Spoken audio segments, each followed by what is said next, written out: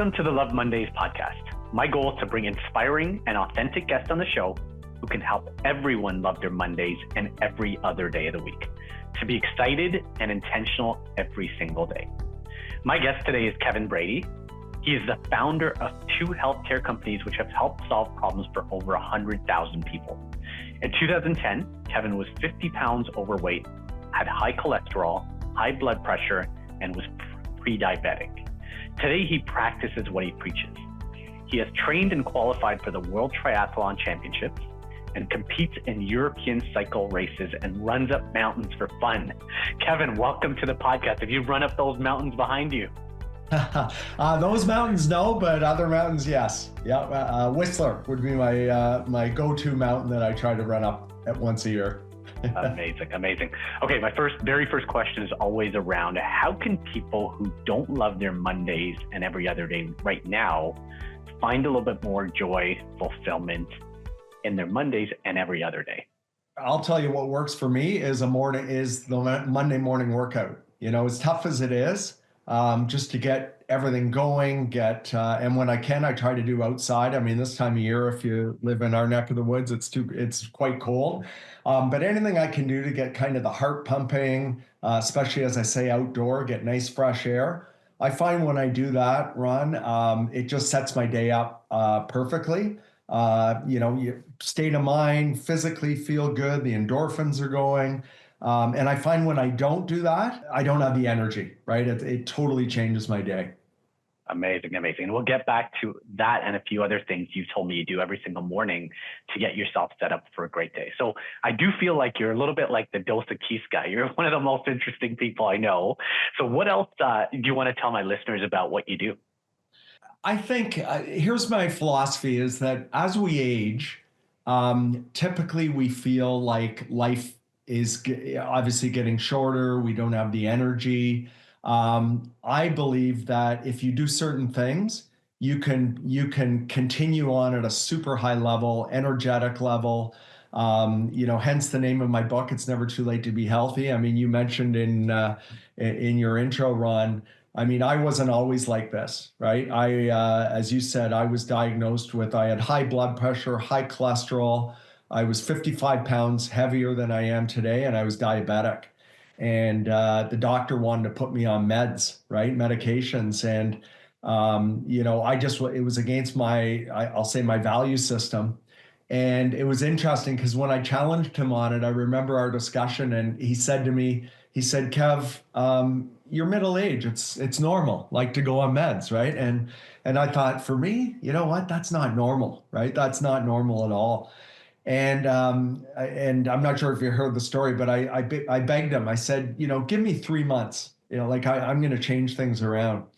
And he again kind of rolled his eyes because he said, I've been to this movie before, right? Like, oh yeah, you're going to change and things are going to get better. But anyways, I said, even if you give me the scripts, I'm not going to take them anyhow. So I said, you may as well just give me time. So we shook on it, and that's when I went and I'll say really transformed my health. And within a month, all my blood tests were like not just good; they were at the low end, or at the low end of normal, so super good. Cholesterol went down. I was no longer diabetic. I had lost 15 pounds over the course of that month.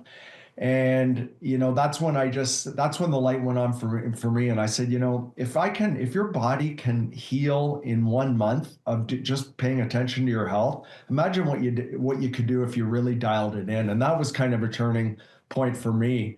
And so back to my philosophy is, it's never too late to be healthy. No matter what age you are, we can change things. And, I now, as you mentioned, I compete at triathlons. I mean, I have more energy now than I did, I'm going to say 20 years ago. I mean, my times are actually better and faster today than when I started doing triathlons 10 years ago. Right. So, I think typically, as we age, we just think, oh, we're getting tireder and yeah, things, we're aging. And I think we blame a lot of things on age. I mean, my goal, like I look back now, I'm 62. I look back at when I turned 50 and I go, you know what? I don't think I've aged much at all in the last 10 years. So why I look ahead and say, okay, there's no reason why at 70 or at 80 I can't be the same or almost the same, right? I mean, obviously we're all going to age to some extent, but my goal is to keep at least my energy levels and my love and passion for life and everything at least consistent. Yeah, I love that on so many levels. And it's funny, when I first met you, I was on a Zoom call just like this. And I don't know if you remember, I called my wife and I said, how old do you think Kevin is? And she guessed like in, I think, low 40s or something. So you're 20 years younger at least than you are. So let's dive a little deeper into what you said. So you made a decision to not accept the diagnosis initially. So I want to talk about the mindset. Like, most people wouldn't question a doctor's advice or prescription. What made you consider a different option? Yeah, you know what? It was just, as I say, it was against my values to go on prescriptions, and not that prescriptions aren't necessary. Like, medical intervention is definitely necessary. Like if you've got an infection and you need an antibiotic, or there are drugs and pharmaceuticals that are needed.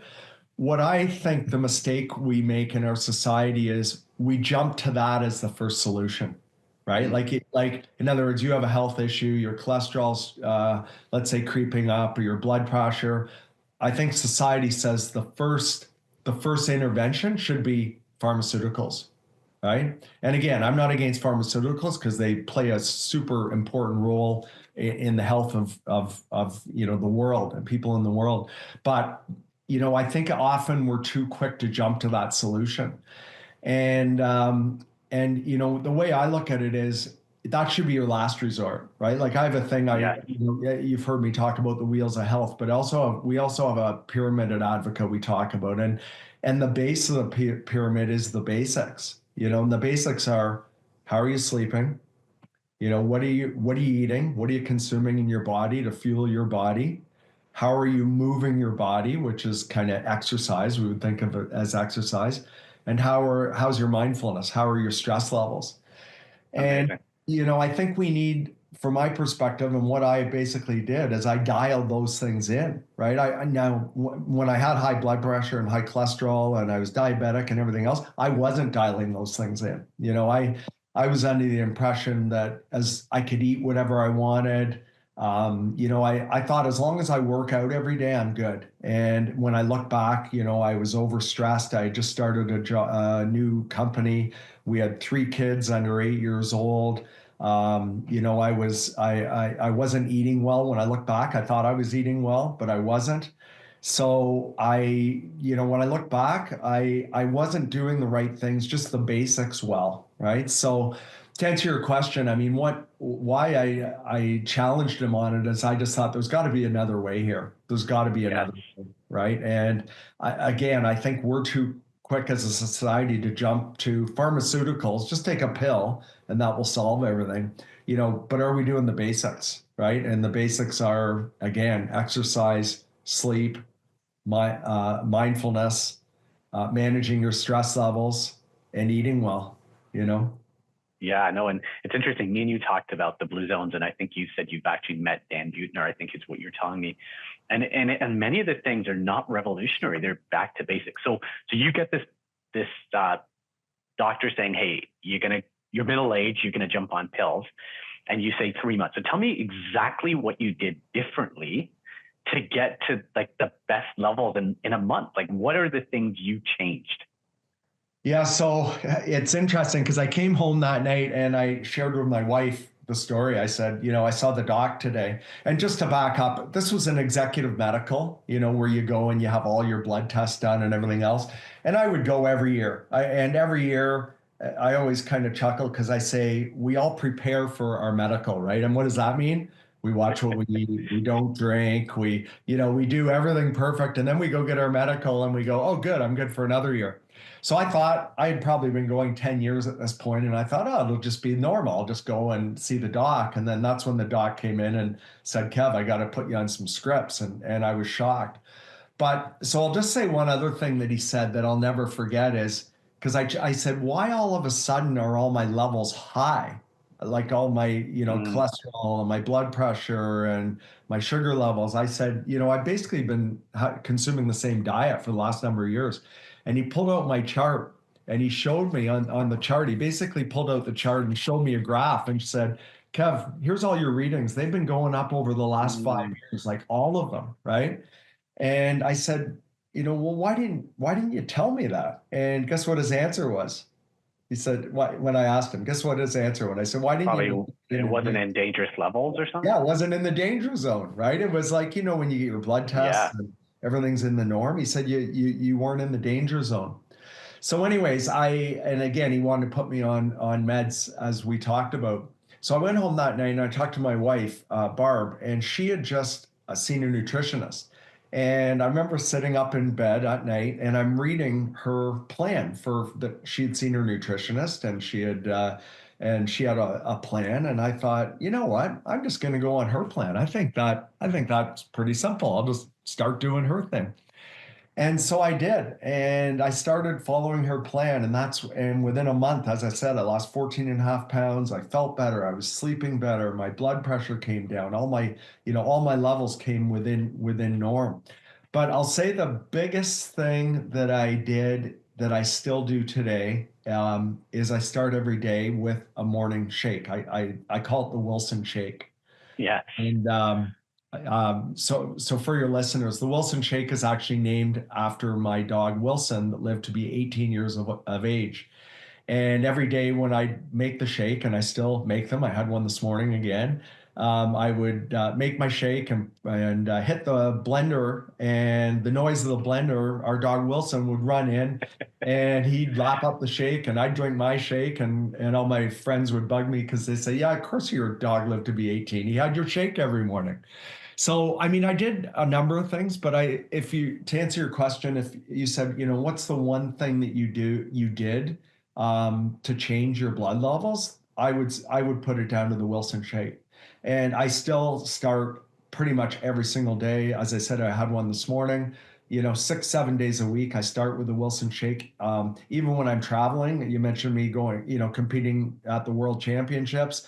I even bring my blender, and I'm not talking the Vitamix, I like a sort of little silver bullet. I'm talking like a full-on Vitamix, like a 2 liter, which is sometimes a little tough to get through customs because they're wondering why I have a blender in my suitcase.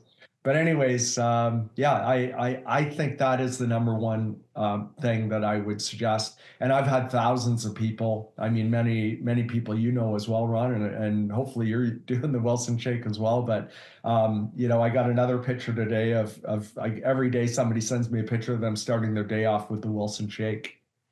Yeah, no, I've sent you a picture like that. And actually, since we started talking, I've been doing a shake for the last probably 4 or 5 months. And I actually feel really good. And interestingly enough, now when I travel, I'm not taking my blender with me yet. I actually feel the void. And it's one of those things that's now built into my schedule and I feel so good. And look, I'm not quite there yet. It's just a 500 milliliter shake. It's not 2 liters. But I think one thing I like about what you always say is like if you start your day with that type of nutrition, you're avoiding the other type of stuff that we generally will put into our bodies.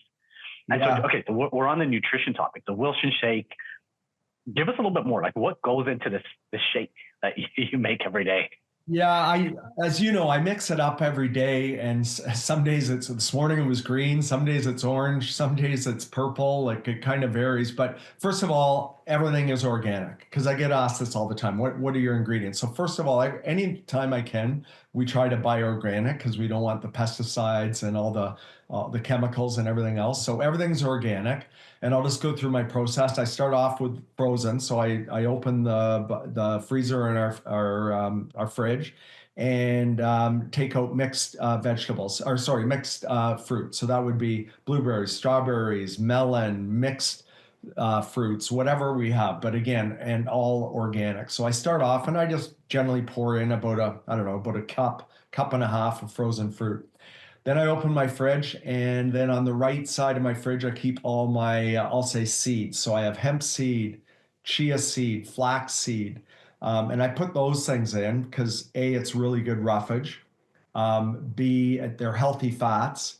they slow down the digestion of the shake, which is important, right? Because if you don't put those types of things in, the shake will go right through you and it Mm, doesn't give your body time to absorb it, right? So I, again, put in chia seeds, flax seeds, hemp seeds, and again, just a tablespoon or two. I just pour them in. Then I go to the left side of my fridge and fresh produce. So whatever's there, mixed greens, arugula, spinach, and I basic carrots again, organic. Sometimes mushrooms. So kind of whatever's in the fridge, and again, all organic. And I fill the blender up with those things. Then I go over to my cupboard, and in my cupboard, I have my powders that I put in. So personally, I use plant-based protein. So I usually use chocolate, which gives a good flavor. I put in turmeric, which is an anti-inflammatory, and turmeric really doesn't taste great. So I kind of hide the taste of turmeric in my shake. I put in usually some spirulina, some chlorella, sometime I put in creatine, which is really good for brain health, muscle health. So I've started adding a teaspoon of creatine every day. And those would be essentially be the powders that I put in. Then I fill it up to the brim with filtered water, hit the blend button, and that baby spins. And before our dog passed away, unfortunately at 18, Wilson would run in and we'd share our shake. So yeah, and again, I start pretty much every day that way. that's awesome. And look, you're competing in world championships and stuff like that. So guys like me who are in over 35 recreational soccer leagues, I do most of what you say, but I don't use the creatine. I do a plant-based protein powder. I do the seeds, which I found very helpful. And the biggest learning is to just do it your way.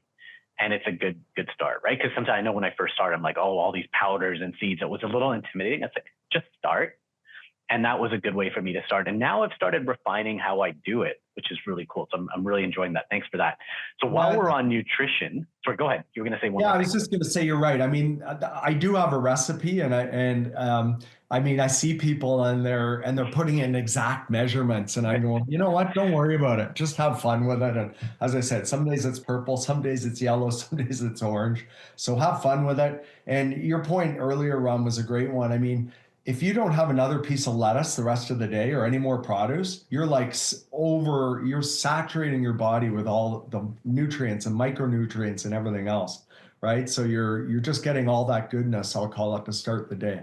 Yeah, and typically what we're faced with as a society is like bagels and pancakes and all this frozen stuff like that many people for necessity. I did that a lot. I'd grab a bagel on my way to work, and all these things that are painted in a healthy light. I found this is a much better way to live, and it's a mindset change, right, compared to what the society conditions us to think is healthy. Yeah, for sure. It's unprocessed. That's the best way to think. Like when you ask, what do you eat, or from a nutrition standpoint, I basically try to eat non-processed food as much as possible. And when you think about it, when you think of the grocery store, that would be the outside of your Yes, grocery store, like the vegetables, the fruits, even grains, make sure they're not processed. The more unprocessed, the healthier it's going to be. amazing. So the topic of organics interesting to me, right? Because it is expensive, and bills are really high. Any tips in terms of how do you get mainly organic based diet in a way that's not going to break the bank, so to speak, right? And frozen fruit, for example, that could be an interesting one. Yeah, I mean, I used to have to go to health food stores and different places to track this stuff down. Now, every grocery store, you go to a regular grocery store and they will have organic frozen fruit. They'll have organic vegetables. You look in the produce section, they have got regular and then they've got organic right beside it. So it's more than anything just paying attention to it. And you know what? It's not, you don't pay an arm and a leg for it. Like I actually think compared to how I used to eat, I think I know we spend less money today than we used to spend on food. And just by paying attention to eating and cooking, not, as just non-processed as possible. Amazing. Okay, so I want to stick on nutrition just for a minute. So we talked about the Wilson shake. What is an average day for you in nutrition? And what I also loved about your book is you talked about the 80% rule. So can you touch on both of those? Yeah, for sure. So I'll start with the 80% rule. So, there's a reason diets don't work. And the reason I believe is that you have to adhere to them 100%, right? Or they aren't any good. And what I find, and even myself through my own transition, I believe that if we just aim for 80%, that's a good number. And it doesn't have to be exactly 80%, but I use it. I go back to the analogy when I was in school and I go, if I got 80% in something, that was pretty good, right? So think of that in terms of even, I'll say, eating. If you eat well 80% of the time, that's good. Like allow yourself to cheat, and I do. You can do it different ways. Like, once a day you could have something that maybe isn't as healthy, but if 80% of what you're consuming is healthy and good, that's pretty good.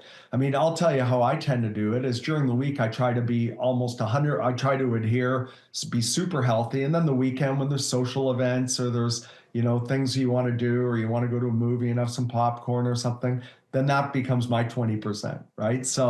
I think that again, give yourself permission to, I call it cheat, and that's the 20%, right? So, and that goes for everything. I mean, let's say exercise. If your goal is to exercise 5 days a week, but you only do 4 days a week, you're hitting 80%. Like that's pretty good. Like you still, don't beat yourself up. You still had a great week. Exactly. And that's with sleep and everything. I try to live by that rule. I actually, as you mentioned, I have a chapter in my book on that, the 80% rule, because I believe, again, if we try to stick to 100% adherence and then we go off, then all of a sudden you throw in the towel, right? And I was doing a cross Canada webinar last week, and I just for fun Googled what percentage of people right now have already they've already gone against the New Year's resolutions, and the Mm, stat was over 80%. That was the third week in wow. January, over Wow. 80% of people that had already thrown in the towel on the New Year's resolutions, right? And again, I think it's because they in their mind they got to do it 100% of the time, right? So give yourself the ability to cheat. And sorry, what was your other part of your question? Was around Yeah, nutrition? the second part, and just before I get into that, so I was at the gym last night. I went for a yoga class at 8:15 on a Monday night in the Whoa, winter, and wow. the parking lot was jammed. And I was kind of happy because I mean, they passed that third week of January, but at the same time, I'm very curious to see when is that going to start opening up, because in December there's lots of parking. So it's interesting. There's an active experiment for me going on. And then one other thing, I have a friend. His name's Titus. He's 62, coincidentally same age as you. He plays soccer with people 20 years old. He does the 80% rule really well. Every day during the week, he's very healthy, primarily a vegetarian diet. On the weekend, he was telling me he had beers with me, and I left, and then he stayed with a friend till 4 a.m. and he's loving life and doing both of those. So it's not one or the other. So it's another amazing example. I'm sure he'll be happy to hear that. So the Yeah, second I part love was, that. let's sticking with nutrition. Okay, you've done the Wilson shake. Tell me the rest of your day, 80% of the time. Yeah, so again, I just try to eat non-processed foods. And I'll just say for me, I've gone mainly plant-based. I still eat fish, I still have eggs. I haven't eaten meat. And again, just for me, what's worked, it makes me feel lighter, it makes me feel better, my digestion's better. So I'm not against those things. It's just for me, that's what's worked. So my typical day is I have my Wilson shake, and let me tell you, after drinking 2 liters of Wilson shake, as you know, you're not very hungry for a while, right? Because people Yes. say, "Oh, can I still have my regular bacon and eggs?" And I go, "Yeah, go for it." But after drinking 2 liters of shake, you're probably not going to be very hungry, right? And I'll give you an example. Today I've been tied up. I had my Wilson shake this morning right after I worked out. I have not had another thing to eat since, and it's what time? 10 to 3 in the afternoon, and I'm not even hungry yet. Now, usually I do eat lunch, but I was just so jammed in today that I didn't have a chance. So what I would typically do is in the morning, I'll just go through kind of my day. So first thing when I wake up, first thing I do is I have filtered water and I use lemon water, which kind of cleanses the body, cleanses the liver. I put some different drops in it, but I start off every day with, I'll say, lemon water. And I try not to have it cold. I even boil a little water and put a little warm water in it. And that kind of cleanses the system. And then I typically work out every morning because that's how I get my day started. So then I'll have a little, typically a espresso shot. And then one of the questions I'm always asked is coffee good for you, right? So, everything I read is coffee is fine. Again, as long as it's organic and you want fresh coffee. A lot of coffee, unfortunately, everything I read about has a lot of mold on it because it Mm, sits for like 6 months or a year or 2 years before it's processed. So you want to buy organic and I'll say fairly recently processed coffee beans. Like I just opened a new one this morning that I bought, and that beans look wet, and that's what you want. You want them to almost look like they're soaking wet because that means they're super fresh. And you just smell. You open the bag and you can just smell it. So I have organic coffee every morning. I have it before I work out. Then I do a little stretching and just do a few exercise before my workout, and then and then I'm ready to go for my workout. Have a full-on workout, whatever that is. This morning I did weights. Yesterday I swam. Some days I run, some days I bike, some days so I mix it up pretty much every day. Then in terms of nutrition, I usually don't eat till lunch. Then I start lunch and dinner with a salad, and I'm not talking a little salad, full salad. Okay, and like my bowl is a big bowl, and I have organic again, olive oil, and usually red wine vinegar on my salad. And again, when I don't have that now, I feel like something's missing. And then I just whatever I have for lunch besides that. Typically would be if we have a casserole in the fridge, but again, all kind of non-processed food. I'm very much I'm in favor of carbohydrates, right? So I'll have different things. Often it's leftovers from the night before.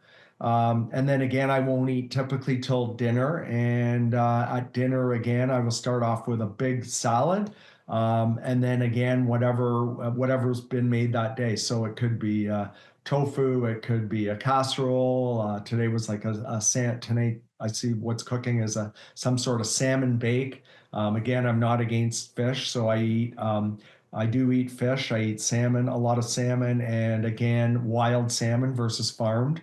Right, you want to make sure it's that wild, in the ocean type of thing. So I have fish yes. probably 2 or 3 times a week. I have tofu. I do supplement, as I said, with protein powder because because of my activity, I still need protein. So a big goal for me is to try to get my protein intake in for the day, right? Yeah, and Um, I was just going to ask you about that, the protein intake. That's a source of stress for a lot of people to say, how do I get my protein? And that often leads to, hey, red meat and things like that. And again, everybody's diet's different, but what other advice would you give for protein intake specifically? Yeah, so it's tough, especially when you're like me, you're mostly plant-based. So I have to, I try to do tofu. Hemp seeds that I mentioned have a lot of protein in. Even spinach has a lot more protein than people realize, right? So Mm, you actually add up the things you're doing, you're probably getting a fair amount of protein, but I do have to supplement. So I supplement with protein powder. Again, plant-based protein powder is what I use, and also amino acids. So your body processes protein into amino acids. So I also have amino acids. I usually have them before I work out. I have them at night. I have them a few times a day. So I have to be very conscious. I do eat eggs. One of the reasons I eat eggs but again, grass fed, free range, the whole bit. That's why I eat eggs and I eat fish because I have to pay attention to my protein intake. amazing, amazing. And sorry, I think you were going to continue with the rest of your day. Is that the nutrition, or is there any more? Yeah, so and that's kind of it in terms of the day. Again at night I have amino acids. Something I usually try not to snack at night. If I do, I have one of the recipes in my book is vegan fudge. So that's kind of my cheat at night is I have vegan fudge, which is basically pure cocoa. Like I'm talking pure 100% cocoa, almond butter, and a little bit of maple syrup. And that's kind of my sweet fix that I try to have every night, which is again vegan. But that's kind of my sweet thing that I try to have at night, and it satisfies my sugar cravings. Amazing, amazing. Okay, so you talked about avoiding processed foods. Any other foods you would say to avoid from your perspective? Yeah, I mean, junk food for sure. I mean, it's pretty, I mean, we know when we're having that stuff, right? Like I mentioned, I went to a movie and had popcorn. I know it's not great for me, but if you have it like once a month, like it's not going to kill you, you know? I think, again, I think we get too hung up in just, we should never have this stuff. And again, you gotta enjoy life a bit as well. So for me, it's just, the big ones are organic and as much non-processed food as you can get. And again, for me at work, plant-based works. But I mean, one of our sons who's super healthy, he's a meat eater, but again, he makes sure he knows where the beef is coming from. It's grass fed. It's from a farm he knows. So do your research as well as where you're getting your source of your food. Amazing. And how did you teach your kids the healthy lifestyle, so to speak? Because you've mentioned your son just now, and I know about your girls; they compete as well. Like, how did they adopt this type of lifestyle? Yeah, you know what? We never insisted on it, and for me even it was over time. And when I kind of was still my old Kev that I called the 235-pound Kev. I mean, as a family, we were eating like Twinkies, and we laughed because we were having cheese dreams before bed, and was with Kraft singles and sprinkling some salt on and that type of thing. But over time, again, a chapter in my book is called Baby Steps. Like I didn't just Yes, wake up one day and go, boom, I'm changing everything. All this has just happened over time. And you know what? Your kids will follow, right? Like over time, they've done their own things. Our daughter was 100% vegan. Now she's more like me, plant-based, does eat fish, does eat eggs. Our oldest son, super healthy. I would call him vegan. And our other son does eat meat, but he competes. He's down competing. He's trying to make the World CrossFit Games. He's in Arizona as we speak. He just flew there wow, last night. So he eats meat because he needs it for his competing and everything else. So again, I'm not 100% you should be vegan or you should be keto or you should be plant-based or anything. It's whatever works for you, but whatever you do, try to just make it the healthiest diet as possible. So I think they just followed my footsteps, or our footsteps, in terms of food, in terms of working out, like as a family. We just put them in a bunch of activities when they were young, and then they've all chosen their own activities. Our oldest son, amazing. did triathlons with me, and then he went to cycling. Now he's a runner. Our daughter is a huge runner, ultra marathons. Our other son was on the national ski team. Now he's CrossFit. So I mean, and it just becomes a way of life. Like we always laugh when we go to our cottage, or we just went away at Christmas. Actually, we're down at Palm Springs, and we called it, kiddingly, we called it training week because the whole family, we wake up in the morning and we either all go to the gym or we all hike or we go running or we rented bikes. So we went cycling. And then later in the day, we do another activity, right? It'd be like, we call them two-a-days, right? We're doing two-a-days, Yes. and we're doing it for fun and enjoyment, and you're doing it together, right? Yeah, So, which is brilliant, and I love how you're saying it's baby steps. It's one step, like do one thing, and one look, thing. it's not about getting to that lifestyle overnight. It's one thing at a time, and even if you have a bad couple of days, okay, how do we get back on the horse? Okay, so tell me about the wheel of life. Like you've shared that tool. I love it.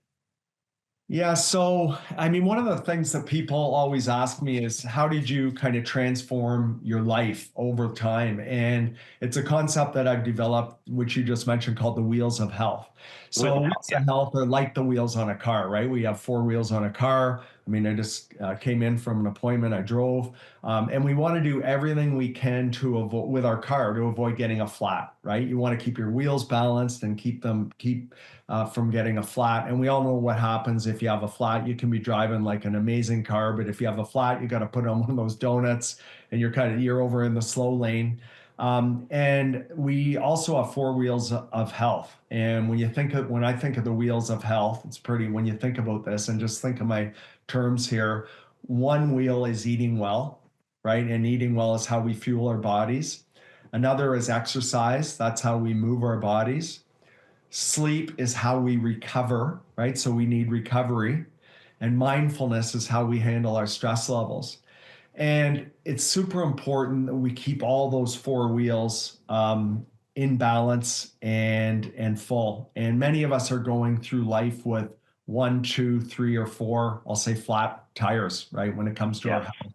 And when I look back, like when I, the executive medical we talked about earlier, where I thought I was healthy, when I look back, the only wheel that was full for me at that time was exercise because I thought as long as I exercise every day, I'm in good shape. But you know what? When I look back, I wasn't eating well. I wasn't sleeping well. I just started a business. Stress levels were high, right? And so you put that all together. I had one wheel that was actually, full. And what I try to do every day is try to keep all those wheels full. I believe last I showed you our ranking system on 1 to 5. How are you ranking yourself on a Yes. score of 1 to 5? And you want them to be like a 4 or 5 out of 5 in terms of the wheels of health, right? And you mentioned keeping track. Like Ron, one of the things I do, it's actually I put it in the back of my book, is a worksheet that I do every night before bed, and it's just a summary of the wheels of health, but in chart form, and it's just an assessment of the day. How did I sleep the night before? How was my nutrition that day? How was my stress levels? And what did I do for exercise? And you're Yes. not going to be perfect every day, right? There's days you go, you know what? I ate that bag of popcorn with butter on at the movie theater. Well, that wasn't great, but you know what? Tomorrow I'll get back on track, right? Or maybe you miss a couple days working out. Well, you know what? Now I'll get back on track. So the idea is just try to keep all those wheels full, as full as you can on an ongoing basis. Yeah, that analogy spoke to me so well because even for me last year, I did a lot of traveling for my speaking and training, and the wheel that fell off was exercise, like which was typically a pretty good wheel. So now when I traveled to Vancouver 2 weeks ago, I actually made it a point to do 10,000 steps. So take a walk between my practice sessions, walk to the restaurant, and that advice was very helpful to say even if you're traveling, it's not an excuse. Like do the little things, and still with the 80%, right? And Yeah. so I absolutely love that. And I think I'm going to add that to my daily journal. It's like the wheel of life. You just reminded me because I do the gratitude and a few other things. Just a good reminder, and it helps just stay on track a little without beating yourself up. I absolutely love that. So Yeah. tell me Yeah. about mindfulness and sleep. We talked a lot about nutrition and exercise. What's one or two things people can do to get a better night's sleep and to maybe be more mindful and manage stress levels? So yeah, I'll talk about sleep. When I like you, as you know, both do a lot of talking, and when I ask people who has sleep issues, like everybody puts up their hand, right? It seems to be a universal issue, I'll say, and especially with business owners and executives, and people that are driving super super hard. So, and I used to have trouble sleeping. I sleep now most nights, 7 to 8 hours of sleep and good sleep, right? Most nights. I say like 90% of the time, I have super good sleeps. So, a couple things I'll just talk about is the first one is we're on a screen right now. Turn your screens off at night, right? And I learned this during COVID. So during COVID, I would work all day in my office, the office I'm in now, and then go eat dinner. And then at night, I'd pull out my laptop and, while TV's on or something's on. And even if I was doing pleasure stuff, my laptop would be open. And I shared with my business partner, Asta, I shared with her that I wasn't sleeping very well. And she said, well, tell me what you're doing at night. So I shared with her. And she said, your screen, when you're on your computer, your brain can't differentiate whether it's work, non-work, like your Yes. brain and the signals and the EMFs that are coming off your computer and everything else, that's causing sleep disturbance. So that day she mentioned that to me, I actually started closing my laptop when I left my office, keeping my phone at the front door, right? Charging, like not beside me and not beside my bed. that alone is probably the single most important thing I did to change my sleep habits. Like that night, right away, I slept well. And most nights I do. And I would say that's probably the number one thing for me is just no screens at night. Another one I did is I started tracking my sleep. So I have an Aura ring. I've used a Mhm. Whoop in the past, and believe me, there's no endorsements or anything else. For me, it really helped me identify what my sleep issue was. And what I've realized is I have to go to bed an hour earlier than I used to get my full complement of sleep. So I'll give you an example. I used to go to bed, let's say at 11, wake up at 7 and go, oh, I had 8 hours sleep. What I've realized through my ring is I typically sleep an hour less than I'm in bed for. So even when I think I'm asleep, you're tossing, you're turning, you're waking up, even if you don't even physically know you're waking up in the night. So like last night, this morning I checked it when I got up. I was in bed for almost 9 hours, and I got just under 8 hours sleep last night of sleep score. So, it's a great idea from my perspective. I think these trackers are really good. I turn off Bluetooth at night because you don't want the EMFs and things traveling through your house. So I turn those off. But I'll just look at like last night, my sleep score gave me a 87. I don't know if you can see that, Mm. but 87 sleep score, or sorry, 87 readiness score for the day, 86 sleep score, gave me a 99% on activity from yesterday. So, Awesome. some good readings. And again, you're not going to be perfect every day, but it's a tool to help you assess, how you're sleeping. So, Okay, yeah, no, I love it. So, putting your phone away, closing your laptop. Okay, so that's easy in theory.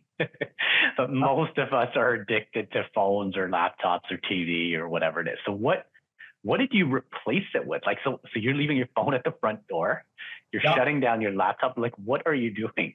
So depends what we're doing that night. Like if obviously if we're going to a movie, we aren't home. But when we're home, we might watch, and it's still a screen, but it's different. Let's say you're watching Netflix or you're reading or you're doing other activities. And I think the other thing is I really try to wind down before bed, right? So an hour before I go to sleep, I'm kind of getting ready for bed. I have what I call a nighty night tea, to kind of relax my Yes. body. I have magnesium, right? Magnesium relaxes the body. Nighty-night tea also relaxes the mind and gets ready. I read at night. What I read mostly is health books because that's my passion. Yes. So I read a lot about health. And then another thing that I do and this would fit your other question in terms of stress levels, is I do some deep breathing just before I go to sleep. And I find I typically don't even finish my deep breathing, and I'm asleep. And it drives Barb nuts. She goes, how do you get to sleep so quick? I go, just do what I do. It works, right? But there's a technique that I use just to back up on breathing and I guess stress. Again, at one of my executive medicals, the doctor asked me how stressed I was, right? And this is going back again, probably 10 years. And I said, oh, stress levels are good. He says, on a scale of 1 to 10, what are you? And I said, 3 or 4, as most of us would say. And he put this monitor on my finger, and then he just kept talking and talking about other things. And he swung his screen around, and the whole screen was bright red, the whole thing, Mm. bright red. And he said, Kev, that's your neurological activity that's going on in your brain right now. He says, that's your neurons that are firing. And he Wow. said to me, he said, have you ever done deep breathing? And I said, no, not really. He says, would you mind if I took you through just a breathing exercise? And he took me through really simple 5 seconds. He says, just close your eyes and get comfortable. So I closed my eyes, I got comfortable. And he did really simply 5 seconds in, 5 seconds hold, and 5 seconds exhale. And that's it. Did it for like less than 5 minutes. He says, open your eyes. I open my eyes. I'm kind of groggy. I almost feel like I'm going to go to sleep. I go, wow, is that ever relaxing? And he said, and then he showed me the screen. It was bright red at the beginning, and over the 4 minutes or 5 minutes, it went all the way to the bottom of the axis, and it was totally green. He says, right now, your neurons are barely even firing, right? And that's your neurological activity. That's your thoughts, your anxiety, your all that stuff. So what that proved to me is just the importance of deep breathing. So a technique, I used to do the box breathing, but one I'll just share because it works for me is called 4-7-8. And I don't know, Yes. Ron, if you've done this, but it's Yes. 4 seconds in, 7 seconds hold, and then 8 seconds out. And the reason you want to breathe out longer than you breathe in is that engages your parasympathetic nervous system, which is your relaxed system. So if you do that, you do 4 or 5 of those breaths, you just feel totally relaxed. So I do that before I do, let's say I'm on stage or I do big presentations. I do it before I race, right? I Yes. do it just before I fall asleep at night. I do 4-7-8. Again, it's in my book, but yeah, that's been a game changer for me. It's just four. And again, I share this when I go and speak, and every day I get emails from people saying that's been a life changer for me. So 4-7-8 is key. Yeah, no, it's interesting. So with me doing yoga meditation, a side benefit which I had no idea I would get was this, where most of the yoga meditation instructors talk about box breathing, 4-7-8, different types of breathing, and you just feel so relaxed. Like to your point, like it's one of those ones where I'll go sometimes do exercise, and you come out just feeling like no stress, right? So Yeah. it's even those micros. Like most people say, I'm too busy, I'm meetings all day, traffic lights, all just do a little micro breathing exercise at a traffic light in the morning before a presentation. Like those are all little things that make a massive difference. Yeah. It just right away, as you know, because you're doing it, your stress levels just go like in 2 minutes. It's the easiest Yes, thing you can do to control your your anxiety levels. amazing. And also I'll say, and that fits with the sleep, right? Because you do that, I do that right before I go to sleep, and it's just you just drift off, as I say. Yeah. Yeah, and I feel like they all work in concert, right? Like for example, if you have too much caffeine, that's probably going to hurt your sleep, and your brain's going to be wired. So it's all these things that probably work as in tandem, right?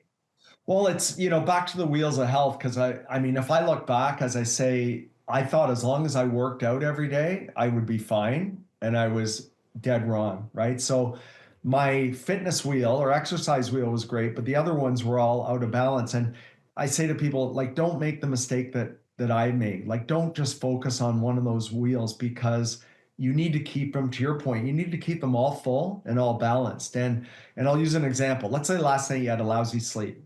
Well, this morning you probably woke up and go, I'm not going to work out today. I'm too tired. And then because you're tired, you're going to have extra coffees. And you're probably going to, during the day, reach for unhealthy foods like sugar and snacks to give you that energy, and more coffee. And guess what? Tonight you're going to have a lousy sleep again, right? Like Yes, it's like, yes. It's kind of like the vicious so, cycle, right? right. You need to keep them, you need to focus on all of them. Yeah, 100%. Yeah, and maybe just share quickly your story of your marathon where you thought, hey, you were exercising, and then you faced a life-threatening situation. Yeah, so I'm back in 1999. So at the time, again, I thought I was pretty healthy. So this was kind of pre the executive medical story and everything else. But I was 36 years old, had children. At the time, they were 8, 5, and 2. And I thought I was healthy because I worked out every day. And I thought as long as I work out, I'm healthy. And I went in my fifth marathon. It was actually, ironically, to raise money for a local hospital. And I finished the race and wasn't feeling well. And I went to the medical tent. That's how bad I was feeling. I actually went to the medical tent and talked to the medical director. And, he laid me down on a cot and took my blood pressure, took my heart rate. And he said, Kev, he says, you're fine. He said, go home. Well, I knew better because, Ron, you would know this, and many of your listeners that do cardio, typically after any race or event, within 5 minutes, you're feeling better, right? And I wasn't. I was actually going south. And to the point that my wife actually backed up our SUV to pick me up, and because we had another event we had to go to the kids, and I just said I'm not going to go with you. I'm going to stay here because I'm not feeling well. So she went off with our other two children and left me with our 8-year-old. And I went off to this area and I was guzzling Gatorade and where nobody could see me, probably the worst thing I could do. And then I just knew I was feeling terrible. Like when people say, how did you feel? I actually felt like I was dying. So I finally mustered up kind of all my strength and went back to the medical tent. And last thing I remember is just demanding an ambulance. And the last I remember two paramedics helping me into the back of the ambulance, and then that's the last thing I remember. So I think what happened is I passed out right when I got in the ambulance, and my our 8-year-old son was with me, so he was in the ambulance with me. In reading the medical reports, they rushed me to a local hospital. And by this time, actually, my wife was on the way back to meet me, and she passed the ambulance. And little did she know that the ambulance she passed with the lights flashing and the sirens going, that I was actually in the back of it with our 8-year-old. And they took me to the hospital. Reading the medical records, it took 11 doctors and nurses to tie me down because I was like convulsing so badly. They sedated me, and then they did CT, MRI, did all tests, and they knew I was in rough shape. So they actually shipped me up to a specialty hospital, where I ended up in ICU, intensive care, and I was actually in a full coma for a week. I was on full life support, like machines keeping me alive, ventilator, respirator were breathing for me. And about the Wednesday, they called Barb in and told her that I had a less than 10% chance of living. And fortunately, I got through it. I woke up, I came out of it, and I had a super long recovery. And, for years, I blamed the heat and blamed other things. But you know what? I was fit, but I wasn't healthy. I was Mm. 235 pounds. I just started my new company, so I was stressed. I wasn't sleeping well. And to your point, I thought as long as I work out every day, right, which probably was a bad thing because I was even more putting more stress on my body. And then I went and ran a marathon, and which again I'd done 4 of them before that. But yeah, I think when I look back, I was redlining my body. Right, when you're in a car and you redline it, you go, Yes, yes. your RPMs are up where they shouldn't be. That's what I was doing. I was redlining my body because I thought as long as I pay attention to one thing, as long as I work out every day, I'm good. Right? How wrong I was. So to your point, I mean, we need to focus on all of our wheels of health and keep them all in balance and keep them all full as much as we Yeah, can. and even back to what we were talking about earlier, what I love is you said, look, even if you just start with baby steps, within a month, your health, measures change dramatically. So that's the power of these little things that accumulate: the breathing, the exercise, the nutrition. And everybody, no matter what your situation is, if we take those little baby steps, we will see the results, right? And quicker than we expect. Yeah, our bodies want to be, what I've learned is our bodies want to be healthy. Like they want to be well. And we just beat the crap out of them. And then we go, I don't know why I have high cholesterol or whatever. Meanwhile, I was eating Twinkies.